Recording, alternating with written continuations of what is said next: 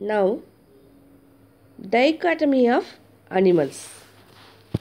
அனிமல்ஸை எப்படி இரு பகுதிகளாக பிரிக்கிறது அப்படின்னு சொல்லிட்டு பார்க்கலாம். Using a dichotomy pattern, classify the given list of animals: ostrich, peacock, monkey, frog, toad, turtle, snake, shark, goldfish, ant, tapeworm, earthworm and leech. Okay, அதாவது dichotomous கீயை வச்சு எப்படி அனிமல்ஸை கிளாஸிஃபை பண்ணுறது அப்படின்னு சொல்லிட்டு. ஓகே, இப்போ ஃபஸ்ட்டு என்ன சொல்லியிருக்காங்க அப்படின்னா, இந்த கிளாஸிஃபிகேஷன் டேபிள்ஸ் பாருங்கள்.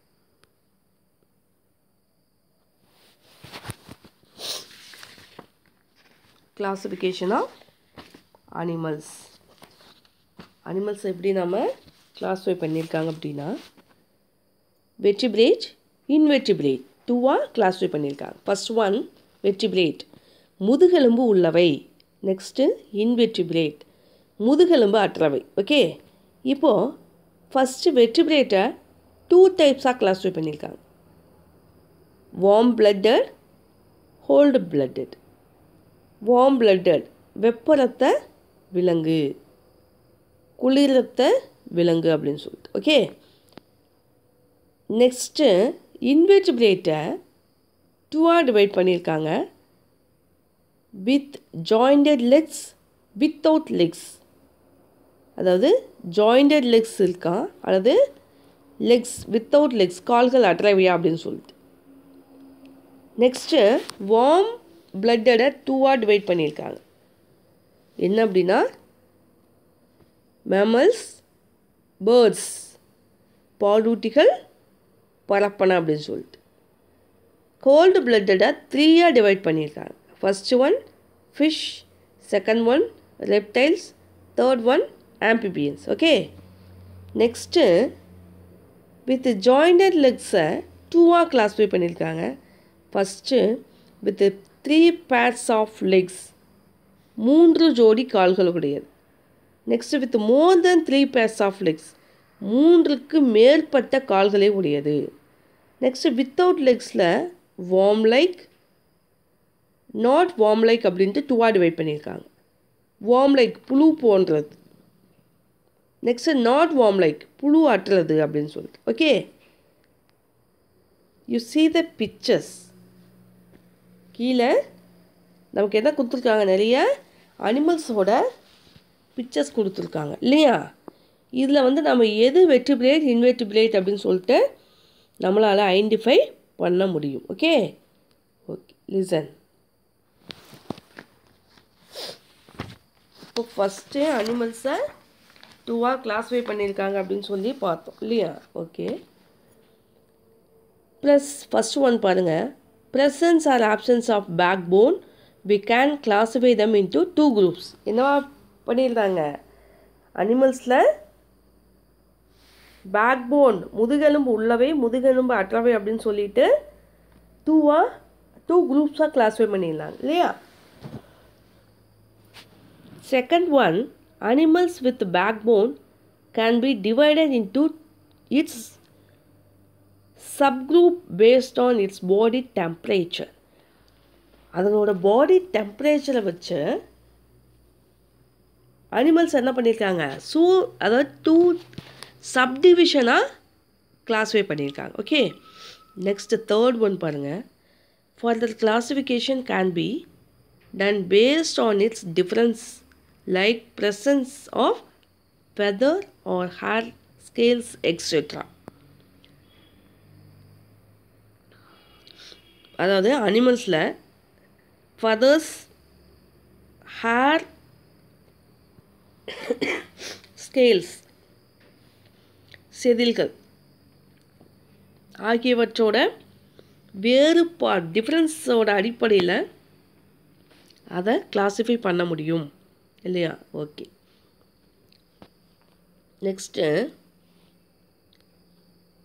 பேசிஸ் ஆஃப் கிளாஸிஃபிகேஷன், வகைப்பாட்டியலின் அடிப்படை என்ன அப்படின்னு இப்போ தான் பார்க்கணும். Okay, living organisms are so large in number and they need to be classified into smaller groups.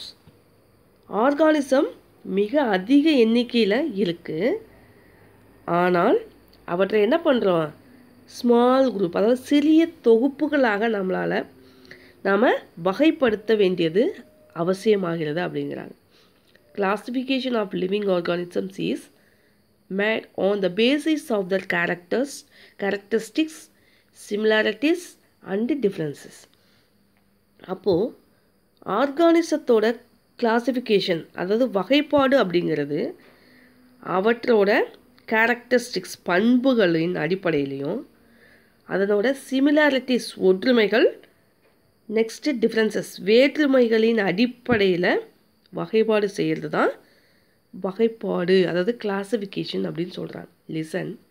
Classification of living organisms is made on the basis of their characteristics, similarities and differences. Okay, உயிரினங்களோட வகைப்பாடு எதன் அடிப்படையில் இருக்குது அப்படின்னா அதனோட பண்புகளின் ஒற்றுமை மற்றும் வேற்றுமையின் அடிப்படையில் அமைஞ்சிருக்கு அப்படின்னு சொல்கிறாங்க. Okay, next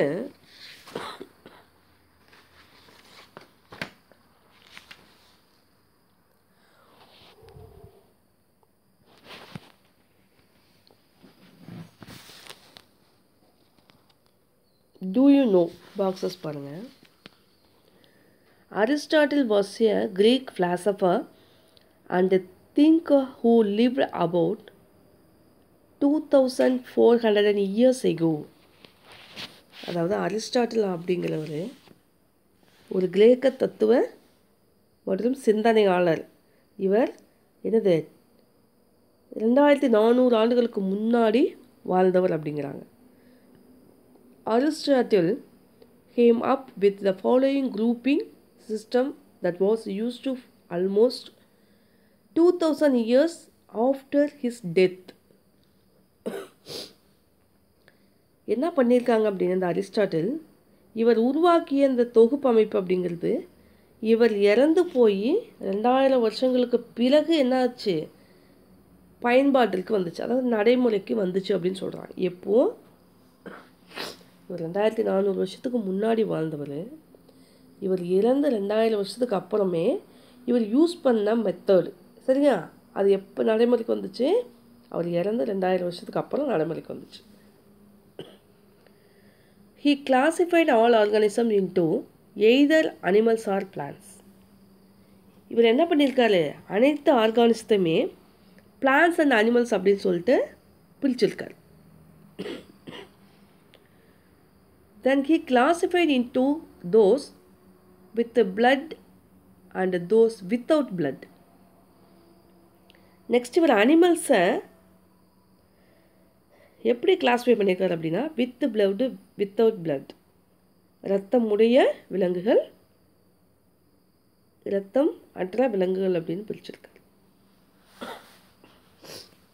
third, then the animals are classified into 3 groups based on their method of movement, walkers, flyers or swimmers. லாஸ்ட்டாக என்ன பண்ணியிருக்காங்க, அனிமல்ஸோட லொக்கோமோஷன் இடப்பெயர்ச்சியின் அடிப்படையில் 3ஆக டிவைட் பண்ணியிருக்காரு. என்ன அப்படின்னா வாக்கர்ஸ் நடப்பவை, ஃப்ளையர்ஸ் பறப்பவை, ஸ்வின்னர்ஸ் நீந்துபவை. அப்போது விலங்குகளோட இடப்பெயர்ச்சியை வச்சு 3ஆக டிவைட் பண்ணியிருக்காங்க. யார், அரிஸ்டாட்டில். என்னென்ன, வாக்கர்ஸ், ஃப்ளையர்ஸ், ஸ்வின்னர்ஸ். ஓகே, நெக்ஸ்ட்டு பாருங்கள்.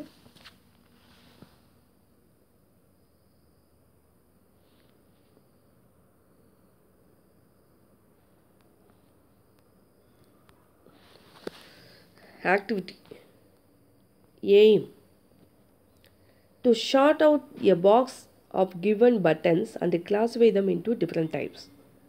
ஒரு பாக்ஸில் இருக்கக்கூடிய பட்டன்ஸோட டைப்ஸ் வகைகளை எப்படி நீங்கள் கிளாஸிஃபை பண்ணுறீங்க, வகைப்பாடு செய்கிறீங்க அப்படின்ட்டு. மெட்டீரியல்ஸில் இருக்க இதுக்கு என்னென்ன மெட்டீரியல்ஸ் வேணும் அப்படின்னா a box full of different types of buttons. ஒரு பாக்ஸ் ஃபுல்லாக என்ன இருக்கணும், டிஃப்ரெண்ட் டைப்ஸ் ஆஃப் பட்டன்ஸ் இருக்கணும். ஓகே, ப்ரொசீஜர் அது எப்படி நாம் ஃபாலோ பண்ணுறது, செய்முறை என்ன அப்படின்னு பார்க்கலாம். First one, take a box of given buttons. அந்த பட்டன் இருக்கக்கூடிய பாக்ஸை எடுத்துக்கணும். Next, work in small groups of 3 or 4 and classify the buttons based on the following classification criteria. அதாவது